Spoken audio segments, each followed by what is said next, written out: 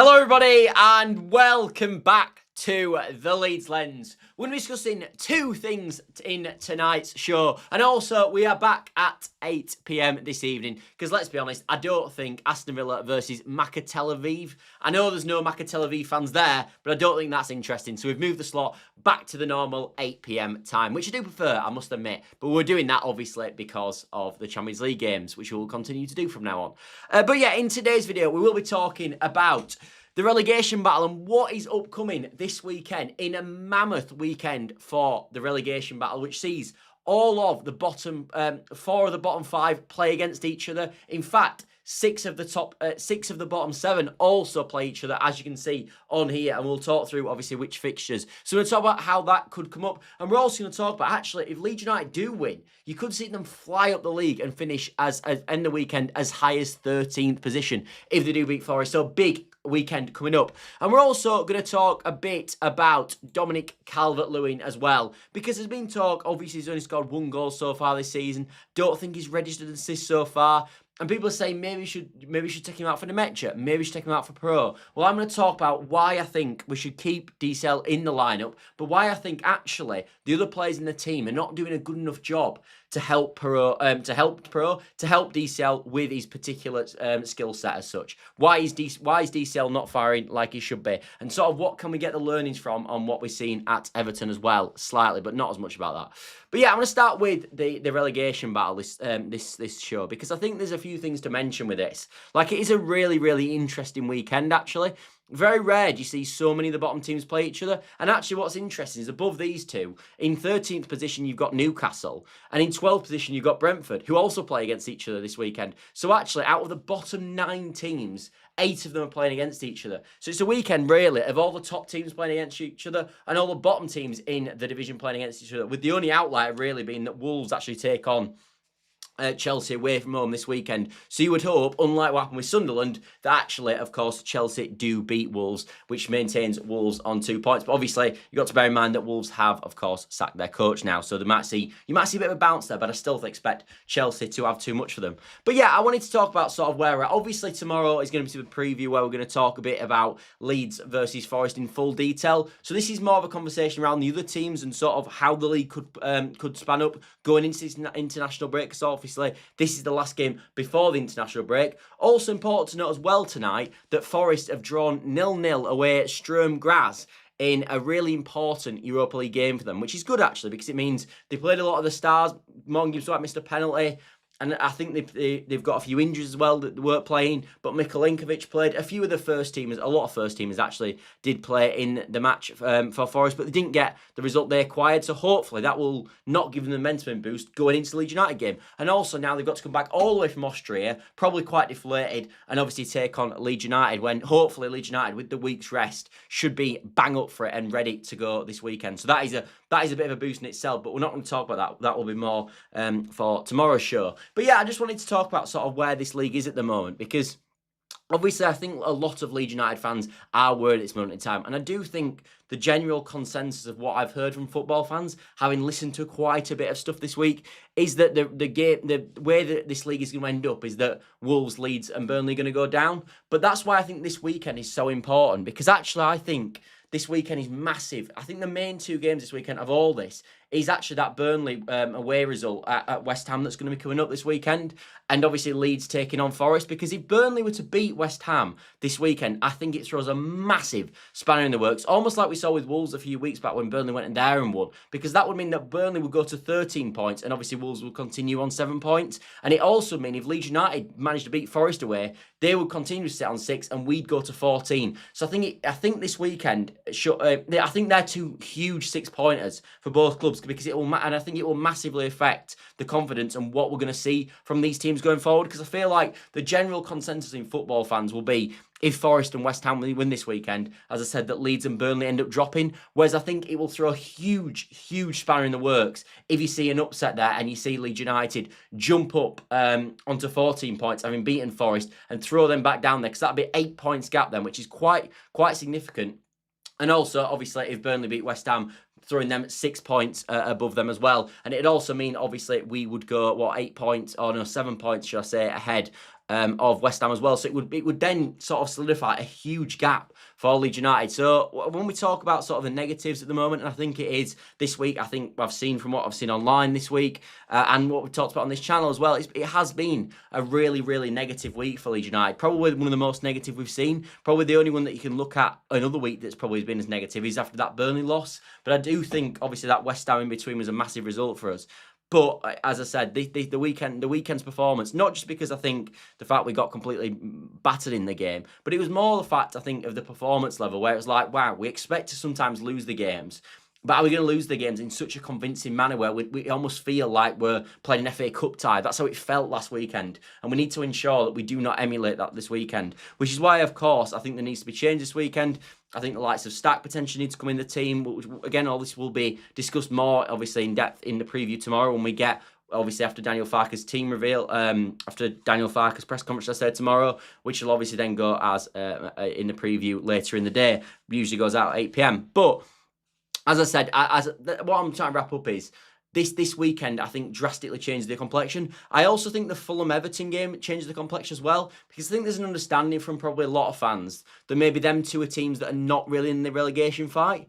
But I think, moreover, if Fulham maybe went to Everton and won that game, and then they jumped above them and they went to 14 points and Everton was still sat on 12th, having played then Fulham at home and lost the game, I think you'd see quite a worried Merseyside and quite a worried Everton supporter base. And I think at that point you might see a bit of unrest at Everton. You might see them sort of potentially to get dragged into it. I don't think they're going to get dragged into it. You look at their sort of behind their number 9 and you've got the likes of Ndai, who I think is a brilliant player. You've got Dewsbury Hall, who I think is a good player. Obviously they brought Grealish in the summer. They brought Diblin in the summer as well. They should have enough quality, Everton. But we've seen with West Ham, it's not always the case. It's not just about quality. It's how you use the quality as well. And I think they're a club at this moment in time that are in a bit of a sort of predicament where, like even saw on Monday Night Football when obviously Everton drew away at Sunderland, and the conversation from Jamie Carragher was about how important this game was at the weekend, because if they lose it, then they look like they could end up jumping into a relegation battle. And then on the contrary as well, you think with Fulham, if they were to lose against Everton again, it could drag them into a relegation battle, because if Leeds obviously won the game, then we would go, or even got a point in the game, and they lost the game, we would then go above them going into the international break. But yeah, that was the sort of conversation that I wanted to have regarding the relegation battle, because I don't think people have realised how much of a swinger weekend this is. Not one of them parties, but how much of a swinging party this swinging party. Wow, much of a sort of swing this weekend could be as such. Easy says, Scott, our away from has been below average since Farke arrived. We're in the Premier League and we won't win away with Farke's tactics of inviting pressure. Even if we lead, he'll throw the game away. I actually think, to be honest with you, Easy, I actually, me and you tend to disagree on Daniel Farke, and I think that's fair. I think one of the things we probably should have mentioned, or I probably should have mentioned yesterday, is the away form. I do actually agree with you. I don't think Daniel Farke's away form, tactical approaches, and how he sees away games has probably been aligned with the fan base for maybe a while now. Obviously, in the Championship, we were trying to win away games, but I'll always reference something he said when we drew to Rotherham in the first year away from home, a Rotherham team that ended up finished bottom of the league, I believe, and got relegated. And he said every point away from home is a good point. And we all thought that was just totally ridiculous at the time. But that's what he said at the time. And yes, I think part of Daniel Farke's persona is obviously to remove pressure off the players and sort of distract people from the actual sort of conversation. It's what managers do all the time. They look for positives, and I get that. But I do agree with you in terms of, I think sometimes there is a question mark of Daniel Farke's tactical approach going into away games. I think I can agree with that. I don't agree with a lot of stuff that me and Easy naturally disagree on a lot of stuff with Daniel Farke, but I think on the away form, I do think we can get on board with that.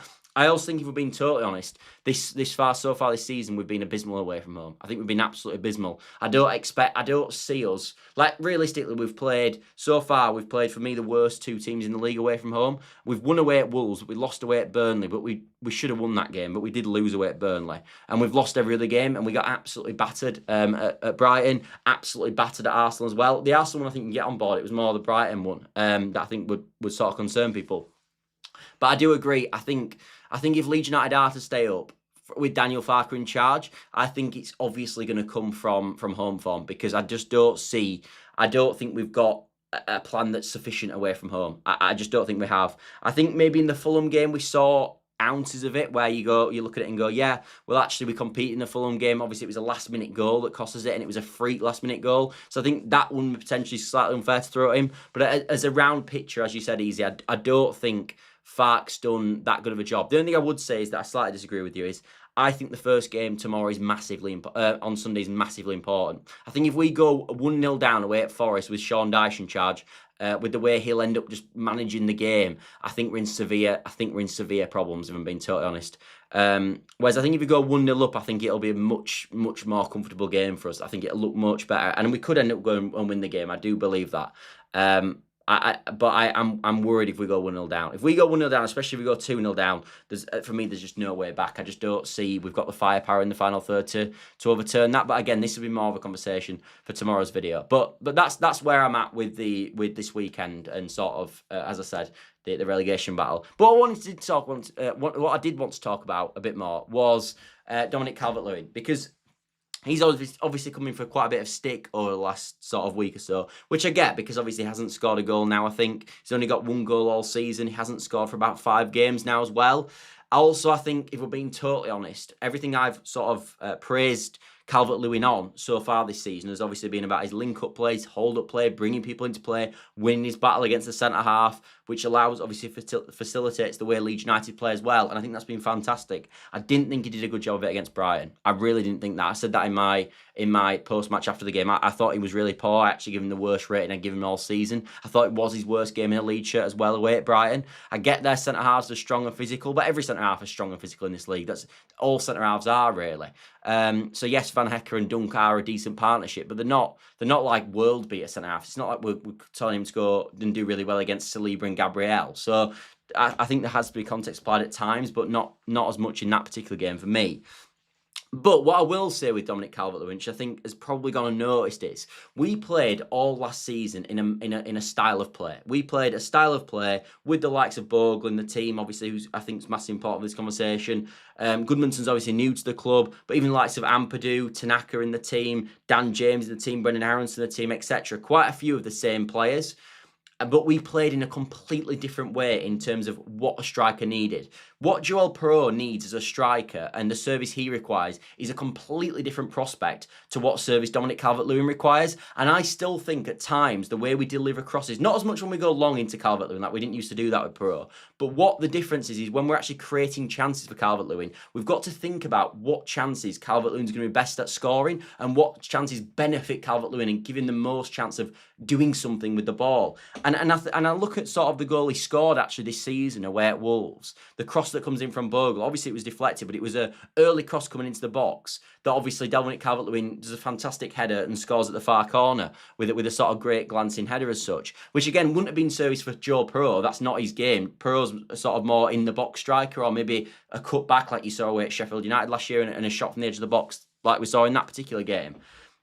But Calvert-Lewin's a completely different striker. He needs aerial balls into the box. And when I look at what Leeds United don't do at this moment in time, I don't think we facilitate that in the correct way possible, which I do understand because, as I said, when you look at sort of how we've played and what we've tried to do in the Daniel Farke system so far at the football club, we haven't ever played with a striker like Calvert-Lewin. So I think part of the team at the moment is getting used to having a striker like Calvert-Lewin. But what I would say is we so far we've turned down the opportunity to put early crosses in so much, it's ridiculous. And I remember actually thinking and harking myself back to when Haaland first went in at Man City. And one thing that they struggled with early on with Man City is they didn't facilitate Haaland's movement in behind. They sort of didn't. I think Kevin De Bruyne understood it at the time, but for the most part, the Man City players, because they were used to playing with a false 9 the year before. I think Foden sort of played up front at times the year before Haaland came in. They weren't used to having that sort of running in behind striker, the out and out number 9 that obviously Erling Haaland was. And it took him a while, actually, to sort of get the understanding of how to play with him. And I still think with Leeds United, I know obviously they're a miles better team, Man City. I think that's obviously blatantly obvious. But I still think the fundamentals are there. That actually, I think this Leeds United team, on everything that we were doing last year to create chances of the striker, we're not doing this year, and we shouldn't be doing this year, because Calvert-Lewin, in terms of what he needs, is just so different, so vastly different. So we've got to learn, and the likes of Bogle, the likes of Goodmanson, the likes of the wingers have got to learn how we can operate in the best vein to facilitate Dominic Calvert-Lewin, because I still think there's a striker in there. The other thing I would say as well, because I think there's been a lot of sort of conversation this week as well about sort of him scoring 16 goals for Everton and why that was, and how Ancelotti managed to coach that. I think the conversation's slightly, not null and void, but I think it's slightly different, because what we're asking Calvert-Lewin to do is very different. Like, for example, I remember Ancelotti talking, and I remember Calvert-Lewin mentioned this as well, when he was at Everton and Carlo Ancelotti was the manager. And a lot of what he talked about was Calvert-Lewin staying with the width of the box. So he turned him in basically to a penalty box striker, scored with his first touch and stayed in the width of the box. He didn't want him running the lines, he didn't want him running the channels, he wasn't as bothered about his hold-up play. It was all about, you're the number 9, wait for the likes of James Rodriguez at the time, Richarlison to facilitate you, and then stay in the width of the box and get on the end of crosses and score goals at Everton. And it worked a treat, and he scored 16 goals. We don't have that luxury at Leeds United. We don't have that luxury, because we're requiring Dominic Calvert-Lewin to do more. We cannot say to Dominic Calvert-Lewin, just stay in the width of the penalty box. We cannot say to do that, because we don't have the facilitators in the team, the likes of James Rodriguez, the likes of the other wingers that Everton had at that moment in time, to help facilitate Dominic Calvert-Lewin to his best form. We can't do that. We are going to have to require Dominic Calvert-Lewin to run the channels, to hold the ball up, to have more to his game than just focus on his finishing, which naturally will neutralise at times his finishing ability. That, because he won't be in the correct positions at times, because that is not his number one and his only aim at the football club. People might say that should be only down to Dominic Calvert-Lewin's only aim at the football club. I would completely disagree. I think we've got to carry on letting Calvert-Lewin do all the other stuff, running the channels, because I think he's really good at that. And I think if you are just limiting him as a sort of number 9, if you are just saying do what Carlo Ancelotti said, but Carlo Ancelotti basically just made the game really simple for Calvert-Lewin, and that's obviously facilitated his form. So I think that's something to bear in mind. Easy said, Scott, his away philosophy cost us promotion his first season. It looked like he'd blown promotion last season, and we were much better than Wolves, but he forced the players to defend. I don't think we did it. When we went 1-0 down at Wolves, he wasn't forced to defend. We were, for that spell until half-time, we were absolutely outstanding. So I do disagree with that, if I'm being totally honest. A lot of Daniel Farke here. This was yesterday's show, people. We can't talk about... I know Daniel Farke's our manager, but we can't talk about it every day. Let's have a look. SLY says, do we even have any attacking tactics? Yeah, I think we do. I think we do. I think there's obvious styles that we try to do. Obviously, part of your attacking style is your build-up play, and I think that is, a lot of the time, that is obvious with Daniel Farke. Almost, I think, too obvious to his detriment at times. But I think the short passing through the thirds is an obvious tactic of Daniel Farke's. I also think there's quite an obvious tactic for overlapping fullbacks. We've seen it at the club since he's been here. We see it constantly. Goodmanson overlapping, Bogle overlapping. We also see Bogle underlap at times as well. So I do think there is an attacking strategy at the football club. I do think as well, though, and I've thought this sort of since Daniel Farke joined the club, and I don't think this is a criticism, by the way, because some of the top managers do this as well. But I do think Daniel Farke also in the final third likes to let players do their thing, quote unquote. Like, I think he almost likes the idea of almost to let the players express themselves in the final third. I don't think we have a style of play, an attacking philosophy in the same way that like a Pep Guardiola has, or maybe an Enzo Maresca has at Chelsea. I don't think we're like that. I do think there's more time for players to do what they want to do. Like I think you saw with Rutter and Somerville especially, they were quite unique, and it was a lot of the time I felt like it was get the ball to Rutter, let him do a bit of magic, get the ball to Somerville, let him do a bit of magic. And I think part of that is people might criticise that and think that's poor. I actually think when you've got Rutter, and Rutter especially as a player, that's what you want him to do. You want him to express himself. You want him to try certain things. And I thought actually, this is where I probably disagree with Easy. I actually thought the way he got the best out of Georginio Rutter was fantastic. I thought we struggled with Rutter at the football club really until Daniel Farke came in. Daniel Farke, I know it was obviously a step down in level, but I thought the freedom that he gave Georginio Rutter at the football club really benefited Rutter's game, and I thought he improved him dramatically that year by letting him just pick the ball up and run at people, which we know obviously Rutter was an absolute freak at. So I do slightly disagree on that. I hope the 49ers put Farke's number 2 in charge during the international break, would buy time and cause Farke's number 2 in charge. I don't even know who Farke's number 2 is. I can't remember his name. But why? Surely, if you want to replace the manager easy, you don't want Farke's number 2. You want an actual new manager. That I completely disagree with. I don't think we should be getting Farke's number 2. Like we were mentioning yesterday, obviously, I don't really like talking about as much about replacement names, but I do think there's a part of it where I think you definitely want a new manager in for sure. I won't just want Farke's number 2, because if Farke's number 2 is going to be sort of similar to Daniel Farke naturally, because obviously he's brought him in to work with him. Scott, we defended for the whole second half against Wolves, so it's not rocket science to conclude what his tactics will be against everyone else. We did, but we're also winning the game 3-1. And I think when we're winning the game, we've got to, especially 3-1 up at that point, we've just got to make sure we don't give anything daft away, which obviously we didn't do because we ended up winning the game 3-1. So it was all about... The thing is, with Daniel Farke is, his idea, and he's been told by the 49ers, obviously, in the summer, you've got to keep this Leeds United team in the league. That's what he's been told. So when we're 3-1 up in games, regardless if people want to go and get a 4th and a 5th and a 6th, sometimes it's the best to go, we've got what we've got now, let's make sure we don't give anything daft away, we don't get caught too high up the pitch and concede a goal on the break. Why would we get caught up too high on trying to attack and get caught on the break? And risk that happening? I think that would be daft. I thought the tactics obviously worked against Wolves, didn't they? Because we won the game 3-1. I would disagree. I think he doesn't allow them to try things. The shots from outside the box are non-existent. I literally completely disagree with this. So it's what I mean. The reason I disagree with you, SLY, is you've sort of said two conflicting things. You've said that we don't have any tactics in the final third for attacking, and now you're also saying he doesn't allow them to try things.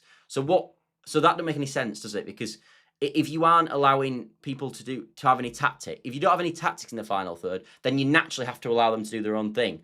And then vice versa. If you do have tactics like Pep Guardiola does, you then can't let them have the unique elements part of the game. So I disagree.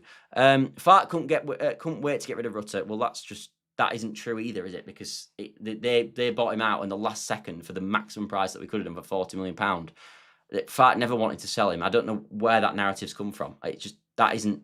Is this the thing? I never saw any reports of that. I mean, the Rutter story was that Rutter had a release clause in his contract of £40 million, and we played against Middlesbrough at home. We lost in the cup, and that was his last day that Rutter obviously could have been released to Brighton. That's the last day of expiry of his release clause, and they basically just paid, and Brighton basically popped down his whole release clause, and then he went to Brighton. There wasn't anything the 49ers could do, or Daniel Farke could do, to block the Rutter deal, because it was a release clause. It was the same with Crysencio Somerville as well. There was nothing that Farke could do with that deal, because again, it was a release clause in his contract, which is something which was the problem, obviously, with the previous ownership.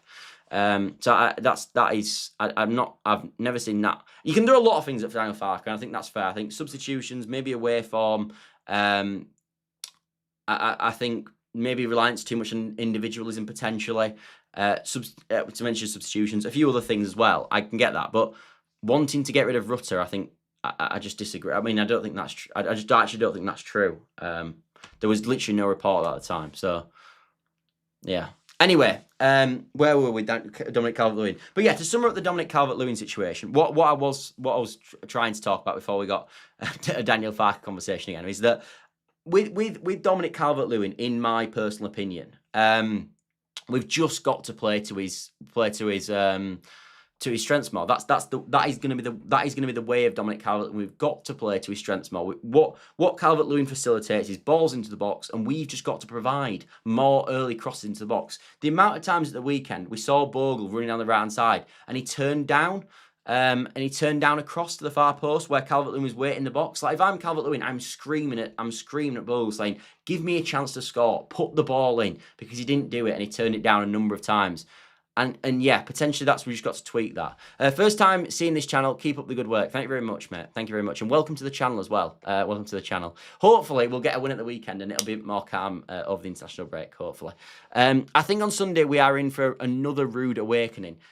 Yeah, well, I did a video actually, obviously, reacting to the Brighton game, and I called that a reality check. I don't think if we lost at the weekend, it'd almost be another reality check. I think it'd almost be like, yeah, we are in a bit of a mess here. The only thing I would think is that I wouldn't probably think that, because I actually don't. If I'm being totally honest, people, and as anyone that knows who's watched my previews, I've never predicted a Leeds United loss before. Probably tomorrow I am going to predict a loss. I'm seriously worried about that game. Everything that we seem to do poorly, in my opinion, and the games we struggle in, Forest away screams everything at me, to be honest. It screams everything at me. I don't think we like playing against a low block. I don't think that's ever worked. Sean Dyche is a pro at a low block. I see the game at the weekend probably as going 1-0 down and finding it unbelievably hard then to break them down. Almost like the last time we went to Forest. You remember Jesse Marsh, we went to Forest, we went 1-0 down from a Brennan Johnson volley in the first half, and then they basically sat in the second half, and that was obviously Jesse Marsh's last game. I don't think it'll be Daniel Farke's last game.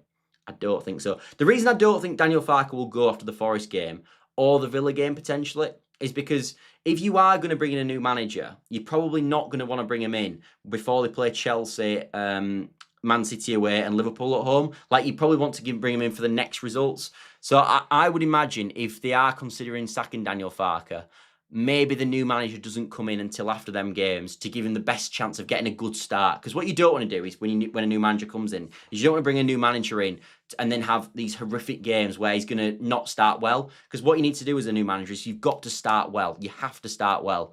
So I think the 49ers will look at it and go, maybe after Forest, they pull it early if they did want to sack him, which I don't think they do. But if they did want to sack him after Forest, maybe they pull the trigger then. Because then you've got Villa at home, which we could win before we play them games. Or if we don't sack him after Forest, I don't think they'll sack him after Villa at all. And then I think they'll wait until we've played the other games before we get a new manager, personally.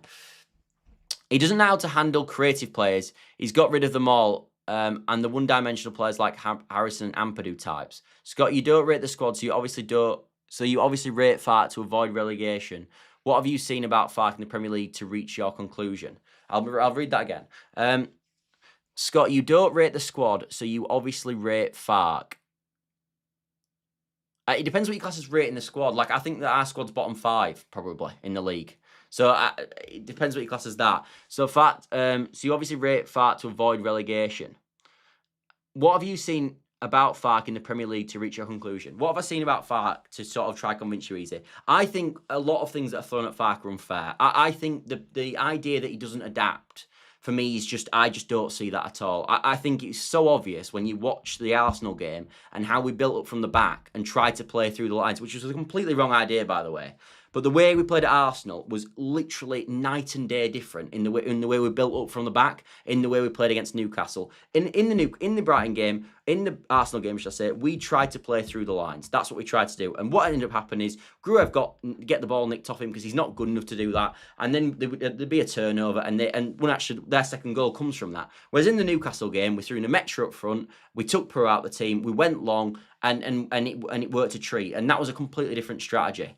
I also think even if you look at the Brighton game at the weekend, I think it was obvious in the Brighton game from the start of the game, we tried to be really compact, which we were, by the way, for a long period of time, and we sort of played really deep and in a low block, and we didn't really engage, and we just sat in for the first quarter of an hour, and then it didn't work at all in that game. And we ended up going 1-0 down. And then I think when we went 1-0 down, the way he changed it is we then tried to play almost like we did at Arsenal, where we tried to play through the lines. And that didn't actually work in itself, but we were trying different things. So I think we've seen from Farke so far his ability to adapt at times. Maybe too late at times, but I think we have seen that. I also think with Daniel Farke, which I think people completely disregard, is continuity has to be a thing in football. This squad, as the likes of Bogles, Ampadu's, Joe Rodon's, etc. There's a bond naturally between a manager and players. Of course there is. There is at every single club. And if you remove that, you instantly remove all the continuity, and you got to bring a new manager in with a completely new style that the players don't know how to play. And that will create upsets in the camp, because if he was to get sacked, I don't think Ampadu would be particularly pleased about it. I don't think Bo will. And yes, you don't have to listen to players at times. You don't have to do that, and I get that. But I think people completely underestimate continuity. I also think as well, people massively underestimate Daniel Farke's man management, in my opinion. Man management, I think, is harder to look at and harder to sort of see on paper, because it's not just a tactical approach. Like if you sit at the top of the East stand at Leeds United, right in that top tier at Leeds stand, you can see tactical changes on the pitch. You can't really see what he's saying in the changing rooms, but I think it's obvious with what we've heard from players that talk about Daniel Farke that his man management is pretty good. I also think he has improved quite a few players. I think he's massively improved Dan James. I thought he improved Rutter. I thought he improved Junior Firpo. I thought he improved Crescencio Somerville. I thought there's quite a few players that he's improved as well, which I think goes unnoticed. So I think there's a lot of stuff that you can mention. I'm asking you what Farke has done in his Premier League experience that other Premier League clubs don't see. I'm asking you, what has Farke done in his Premier League experience that other Premier League clubs don't see? Do you mean in terms of, because I do agree with this. I think if we were to sack Daniel Farke today, I don't think another Premier League club would want him. But you could also say the same about Regis Lebris at Sunderland, who's doing a fantastic job. Like Regis Lebris at Sunderland had no Premier League experience, managing the league, and then came into Sunderland in the Championship, got them promoted, and now they're in fourth position in the league. So I don't think because you haven't got any Premier League experience doesn't always mean you're a bad coach. Like Bielsa didn't have any Premier League experience, and there was no, when we got Bielsa in, the reason he ended up coming to Leeds United is because no Premier League clubs wanted him. Maybe no Premier League clubs went in for him. So again, I don't think the measure can be if Premier League clubs go in for players. No Premier League clubs went in for Rafinha. We were the club there trying to buy Rafinha. It wouldn't mean he was a poor player. So I think there's context got to be applied there as well. Also, as I said, we've had Daniel Farke at the football club in the Championship when we transitioned into the Premier League. So them players that have built up a connection with Daniel Farke, that Daniel Farke doesn't have a connection with the players that play for Fulham, for example. So I think you've got to bear in mind that as well. If we look at the 49ers and Russell Martin's situation, they took ages to pull the trigger. Yeah, exactly. I think when everything you've heard from Prague has suggested that they're not going to pull the trigger quickly. The only thing I would mention with this, what's your name? Belva. Is it Belva 341? Belva. Is that, apologies if I pronounced that poorly, but the only thing I would mention with this is that there was a report by Mike Keegan in some Elite report suggesting that Leeds United were looking at targets in the summer. Now, that does suggest that Leeds United would pull the trigger quickly. That really does suggest that. So that is the only thing I would say. I agree that the 49ers at Rangers dealt slowly, but it was slightly a different situation at Rangers because they were never going to get relegated. So next season, they could just go again. Whereas in the Premier League, it's a very different situation because we can't just go again if we have a poor season because we'll find ourselves in the Championship. So managers won't get as long because we're in such a sort of toxic climate at the moment, or such a fragile position is probably a better way of putting it. So that is one thing. I think there's the two things that I would say with the 49ers that's different to the Rangers situation. Rangers weren't going to go down. They were just going to have a poor season. Leeds are in a much more sort of unstable position, naturally, with relegation that could completely damage the club. And also, there was reports in the summer that we would move him on as well. So I think that's something you've got to bear in mind. Nemecha and Calvert-Lewin aren't better than Pro. We need two strikers better than Pro. Not two injury-prone free targets. Fair enough. I think Nemecha and Calvert-Lewin are very different to Joel Pro, in my personal opinion. I think Pro's more a he's sort of like a false nine, Pro. He's not really a proper number 9, in my personal opinion. He likes to drop in. He likes to link the play. Like his best game was against Everton this year, where he dropped in, linked the play. That's his game. And he also doesn't get on the end of a lot of crosses, in my opinion. That's not what I've seen for Pro. A lot of it is long distance shooting. A lot of it is arriving in the box late. That's his sort of game. As I said, he's almost like a 9.5 as a striker, in my personal opinion. Whereas I think Nemecha and Calvert-Lewin are very different. They're physical sort of strikers, in my opinion. Physical, dominant, 6-foot-odd strikers who like the balls going into the box. They like crosses coming in. And they've got much more physical presence than obviously Joel Pro. So I think they're slightly different in terms of profiles. They wanted to pull the trigger at the beginning of the season. Sentiment FC didn't allow it. Yeah, but I didn't. I mean, there was no. For me, I think potentially. I think if if there wasn't sentiment involved, maybe they would have pulled the trigger at the start of the season on Farke. I do agree with that. But we live in a world. As this is a football club. This isn't Asda. That like there isn't. We can't make. We've got to make decisions based on sense. Like you have to do. Like that's all. Like in football, regardless of what we think, naturally decisions are going to be made on emotion like that. That's how it's going to be. And people go, you can't do that. That's always going to happen. It's literally always going to happen.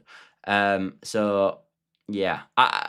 Although I do think as I said, when you saw the Prague interview, when Daniel Farke got appointed, when obviously the 49ers came in that summer, he did say it was a long project. He also, I believe, gave Daniel Farke a 4-year deal. In fact, I know he did.